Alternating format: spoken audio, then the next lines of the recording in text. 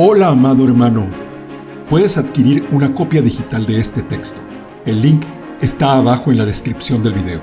No olvides darle like a este video, compartirlo en tus redes sociales y suscribirte a mi canal. Eso me sería de muchísima ayuda.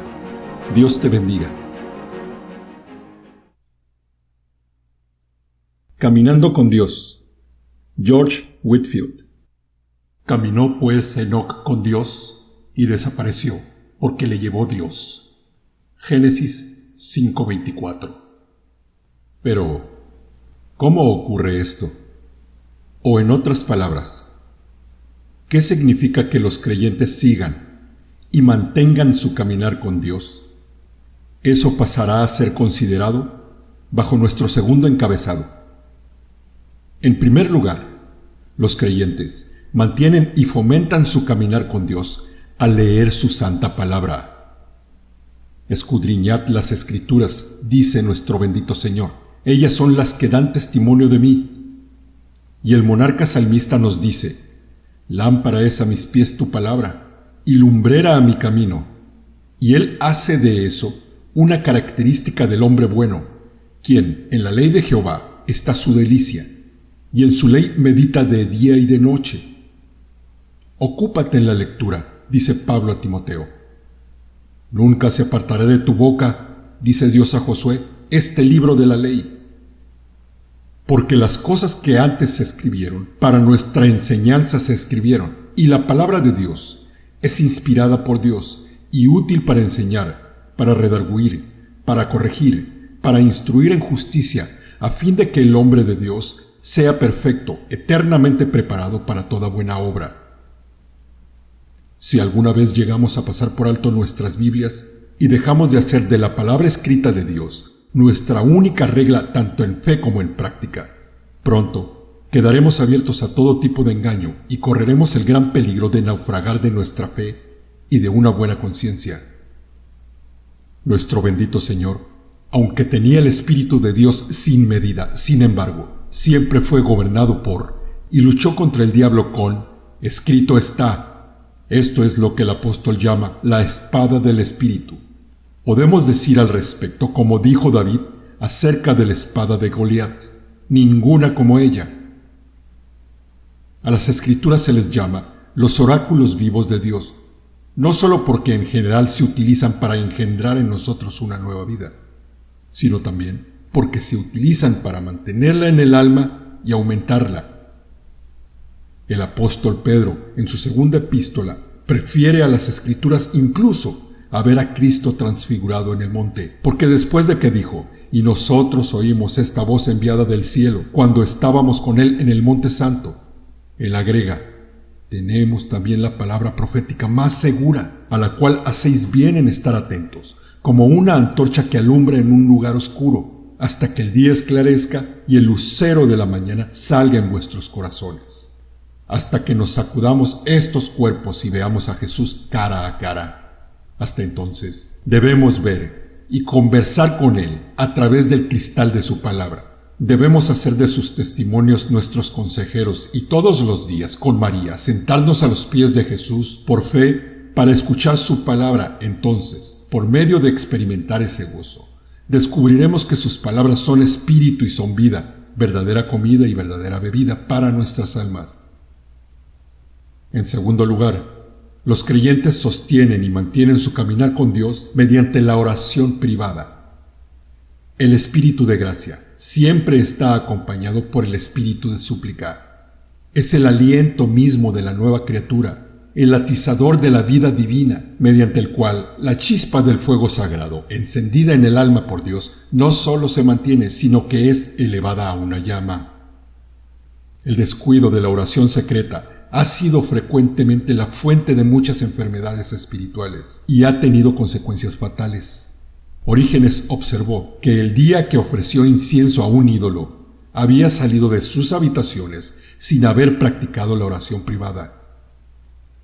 Esta es una de las partes más nobles de la armadura espiritual de los creyentes. Orando todo el tiempo, dice el apóstol, con toda oración y súplica. Velad y orad, dice nuestro Señor, para que no entréis en tentación. También les refirió Jesús una parábola sobre la necesidad de orar siempre y no desmayar.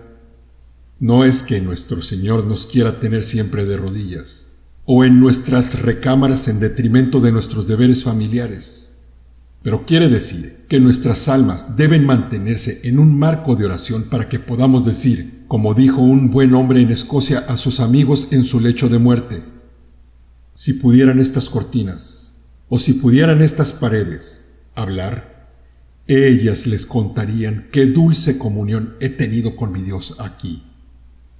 Oh, oración, oración, que trae y mantiene a Dios y al hombre juntos, eleva al hombre hacia Dios y desciende a Dios hacia el hombre. Si quisieran, oh creyentes, conservar su caminar con Dios, oren, oren sin cesar. Permanezcan mucho en secreto, permanezcan en oración. Y cristiano, cuando andes en los asuntos cotidianos de la vida, haz mucho uso de la oración en ráfagas y envía de vez en cuando cartas cortas al cielo montadas sobre las alas de la fe. Llegarán al mismísimo corazón de Dios y regresarán a ti nuevamente cargadas de bendiciones espirituales. En tercer lugar, la meditación sagrada y frecuente es otro medio bendecido que tiene el creyente para mantener su caminar con Dios. Oración, lectura, tentación y meditación, dice Lutero, hacen a un ministro. También hacen y perfeccionan a un cristiano.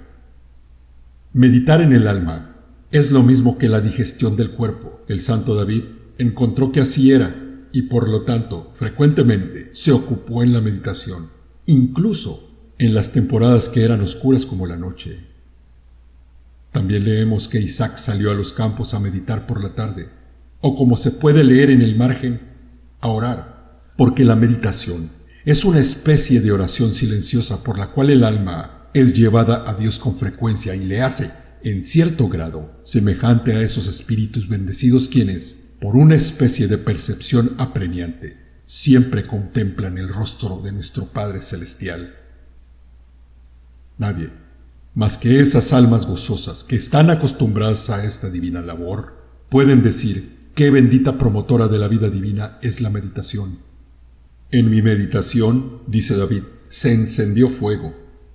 Y mientras el creyente está meditando sobre las obras y las palabras de Dios, especialmente sobre la obra de obras, esa maravilla de maravillas, ese misterio de piedad, que Dios fue manifestado en carne, que el Cordero de Dios fue asesinado por los pecados del mundo, con frecuencia siente que el fuego del amor divino se enciende de modo tal que se ve obligado a abrir su boca y contar sobre la amorosa bondad del Señor hacia su alma. Por lo tanto, frecuenten la meditación todos los que desean mantener un caminar cercano y uniforme con Dios. En cuarto lugar, los creyentes continúan su caminar con Dios observando y analizando su trato providencial para con ellos. Si creemos en las Escrituras, debemos creer lo que nuestro Señor ha declarado en ellas, que todos los cabellos de la cabeza de sus discípulos están contados y que un gorrión no cae al suelo para recoger un grano de maíz, o cuando un cazador le dispara, sin el conocimiento de nuestro Padre Celestial. Cada cruz tiene su llamado, y la dispensación particular de la providencia divina tiene un fin particular para ser respondido en aquellos a quienes se envía. Si es de naturaleza aflictiva, Dios dice, hijitos, guardaos de los ídolos. Si es favorable, lo hace por así decirlo, con una pequeña y tranquila voz diciendo, dame, hijo mío, tu corazón. Si los creyentes, por lo tanto, seguirán su caminar con Dios, deben escuchar de vez en cuando lo que el Señor tiene que decir acerca de ellos en la voz de su providencia. Así encontramos que el siervo de Abraham, cuando fue a buscar una esposa para su amo Isaac, observó y analizó la providencia de Dios, y de ese modo descubrió a la persona que fue diseñada para ser esposa de su amo. Una pequeña insinuación de la providencia, dice el piadoso obispo Hall, es suficiente para alimentar la fe, y creo que será parte de nuestra felicidad en el cielo poder observar y mirar hacia atrás hacia los diversos eslabones de la cadena de oro que nos llevó hasta allá. Así que aquellos que disfrutan mucho del cielo aquí abajo, creo, serán los más minuciosos en señalar los diversos tratos de Dios para con ellos con respecto a sus dispensaciones providenciales. En quinto lugar, para caminar estrechamente con Dios, sus hijos no solo observan los movimientos de la providencia de Dios en ellos, sino también los movimientos de su bendito Espíritu en sus corazones. Porque todos los que son guiados por el Espíritu de Dios, estos son hijos de Dios, y se abandonan para ser guiados por el Espíritu Santo, como un niño pequeño da la mano para ser guiado por sus padres. No hay duda de que en este sentido debemos volvernos y convertirnos en niños pequeños, y aunque es la quintesencia del emocionalismo pretender ser guiados por el Espíritu de Dios sin la palabra escrita, sin embargo, es el deber de cada cristiano ser guiado por el Espíritu junto con la palabra de Dios escrita. Por lo tanto, les ruego, oh creyentes, vigilen los movimientos del Espíritu bendito de Dios en sus almas y siempre prueben las sugerencias o impresiones que puedan sentir en cualquier momento por medio de la regla infalible de la santa palabra de Dios. Y si encuentran que no se encuentran en concordancia con la palabra, rechácenlas como diabólicas y engañosas. Al guardar esta precaución, transitarán un camino intermedio entre los dos peligros extremos en que muchos de esta generación corren el riesgo de caer. Estoy hablando del emocionalismo por un lado y del deísmo y una completa infidelidad por el otro. En sexto lugar, aquellos que mantendrán un caminar santo con Dios deben caminar con Él tanto en providencias y misericordias como en mandamientos, ordenanzas, etc. Por lo tanto, se encuentra registrado de Zacarías e Isabel que ambos eran justos delante de Dios y andaban irreprensibles en todos los mandamientos y ordenanzas del Señor, y todos los cristianos, enseñados correctamente, considerarán las ordenanzas no como elementos mezquinos, sino como las muchas tuberías conductoras mediante las cuales el infinitamente digno Jehová transmite su gracia a sus almas. Las verán como el pan de los hijos y como sus mayores privilegios.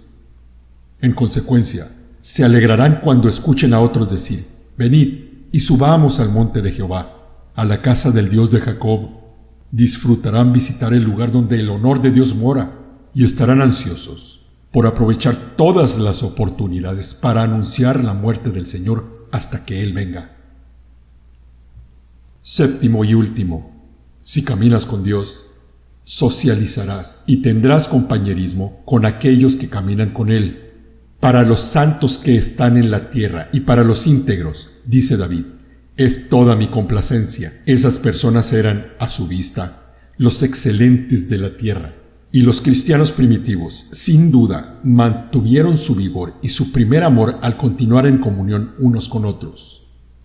El apóstol Pablo sabía muy bien esto y por lo tanto exhorta a todos los cristianos a que se aseguren de no dejar de congregarse, porque ¿cómo se calentará uno solo? Y no nos ha dicho el más sabio de los hombres que el hierro se afila con el hierro y el hombre con el trato del hombre. Si analizamos, por lo tanto, la historia de la Iglesia, o hacemos una observación detenida de nuestros propios tiempos, creo que encontraremos que, a medida que prevalece el poder de Dios, las sociedades cristianas y las reuniones fraternales prevalecen proporcionalmente, y a medida que uno disminuye, lo otro se vuelve insensible y disminuye al mismo tiempo. Así de necesario es para aquellos que caminaremos con Dios y que perseveraremos en la vida cristiana reunirnos cuando tengamos oportunidad para considerarnos unos a otros, para estimularnos al amor y a las buenas obras. En el próximo capítulo ofreceré algunos motivos para animar a todos a venir y caminar con Dios. Dios los bendiga. Amén.